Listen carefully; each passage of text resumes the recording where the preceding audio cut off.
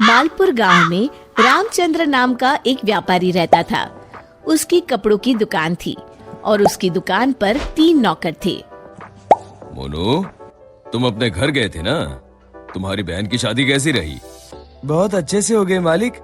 अगर आपने पैसों की मदद नहीं की होती तो पता नहीं क्या होता। ये तो सब ऊपर वाला करता है, मैं तो सिर्फ जरिया हूँ।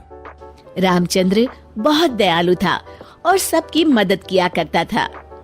मोनू भाई, सेठ जी कितने अच्छे हैं। मुझे भी माँ के इलाज के लिए कुछ पैसे चाहिए। मदद नहीं, बस एडवांस दिलवा दीजिए ना। अरे तुम खुद ही कह दो ना सेठ जी से, सेठ जी मना नहीं करेंगे।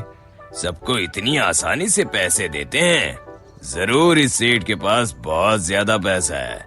अगर मैं कभी कुछ चुरा लूं तो इस सेठ को पता भी नहीं चलेगा और मैं माला माल हो जाऊंगा।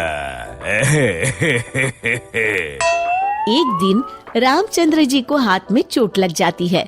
उनका हाथ सूज जाता है तो वो अपनी हीरे की नई अंगूठी उतारकर दराज में रख देते हैं और भानु वो देख लेता है। अब तेरी किस्मत बदलने वाली है भानु बेटा।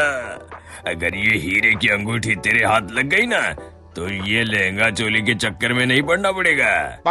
अपनी भी एक दुकान होगी, तू भी दिन भर सेठ की कुर्सी पर बैठा रहेगा, तेरे आगे पीछे नौकर चाकर घूमेंगे। सोचते सोचते भानु सपने देखने लगता है। उसे ये सब दिखाई देने लगता है। ओ भानु, क्या सोच रहा है? चल खाना खाने चलते हैं, सेठ जी भी आराम कर रहे हैं। तुम लोग जाओ यार, मेरा मन नहीं है। क्यों? तेरी तबीयत तो ठीक है ना? हाँ भाई, मेरी तबीयत एकदम दुरुस्त है, बस कुछ करने का मन नहीं है। चल ठीक है, हम खाना खा के आते हैं। जैसे ही लोग बाहर जाते हैं, भानु मौका देखकर अंगूठी निकाल लेता है।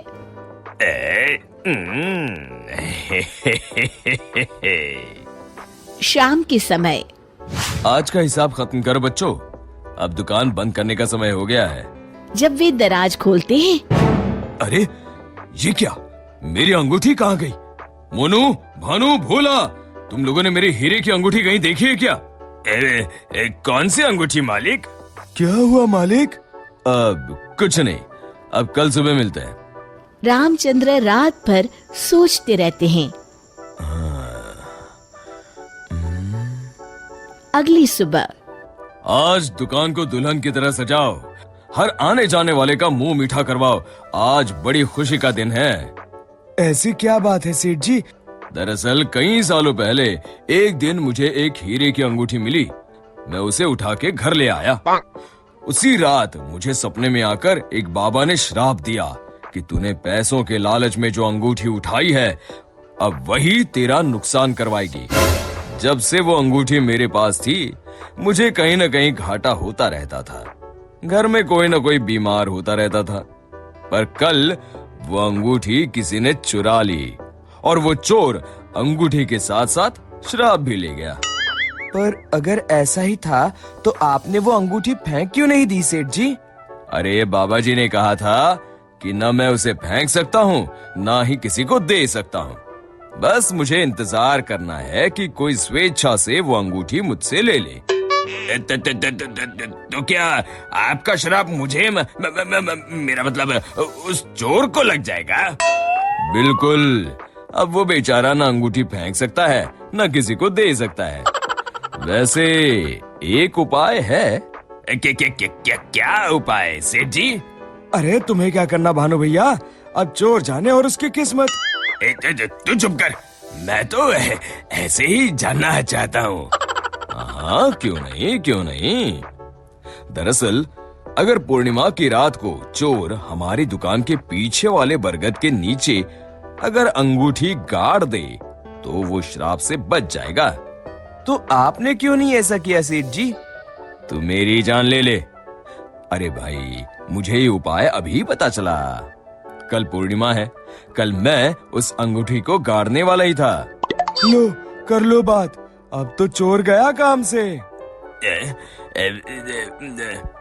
भानु पसीना पसीना हो जाता है। रामचंद्र अगली रात बरगद के पीछे छुपकर बैठ जाते हैं। तभी उन्हें एक परछाई आती हुई दिखती है। जैसे ही वो परछाई पेड़ के नजदीक आकर गड्ढा खोदने लगती है, रामचंद्र जी सामने आ जाते हैं।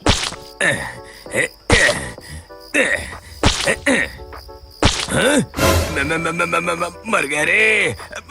मुझे माफ कर दीजिए सेठ जी। क्यों, क्या सोचने लगा भानु? माफ कीजिए, मैं हाथ जोड़ता हूँ, आपके पैर पकड़ता हूँ, मुझे माफ कर दीजिए। मुझे इस शराब से मुक्ति चाहिए। ये क्या अगड़म बगड़म बोल रहा है?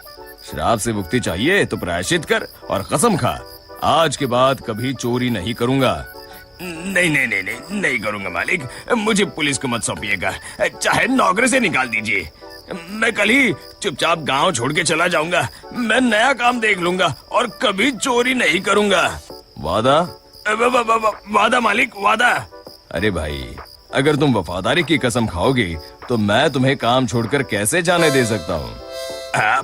आप सच में महान है मालिक, आप सच में महान है।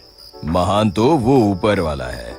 अब चलो काम पर लग जाओ। शिक्षा, अगर किसी को अपनी गलती का एहसास हो जाए तो उसे माफ कर देना चाहिए।